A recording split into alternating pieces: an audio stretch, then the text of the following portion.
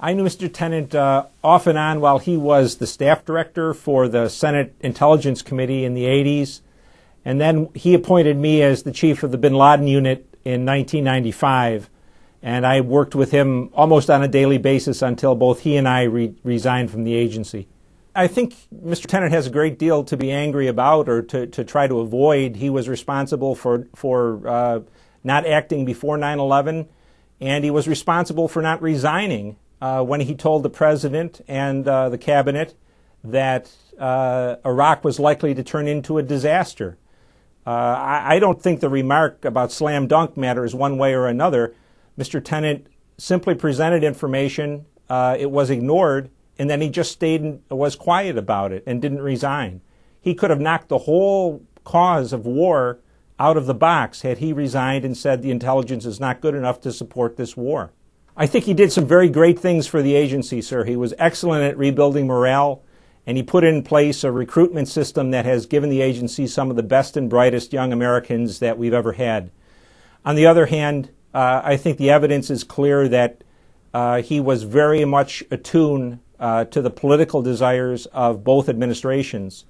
And the problem with that is the work of the intelligence agencies was criticized as being inadequate or wrong. And I think as time goes by, certainly Mr. Tenet in his book now has said the agency had it right and the politicians didn't pay any attention. I think the real problem is that Mr. Tenet didn't stand up and speak his mind 4 years ago. Everyone within the agency was telling Mr. Tenet that no matter what the threat was from Saddam, Iraq was going to turn into a quagmire.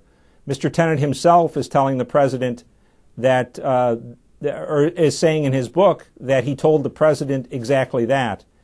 And so it seems to me that we have spent a lot of time bashing intelligence services rather than assigning blame where it belongs, which is to the last two administrations.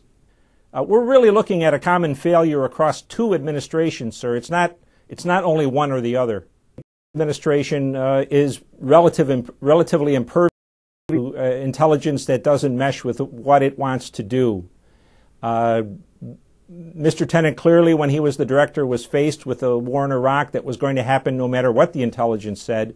And until people pay more attention to what the intelligence can support and what it can't support, then Americans will be ill-served by their government. I don't know where we're going to go from here. Certainly General Hayden has been a marked improvement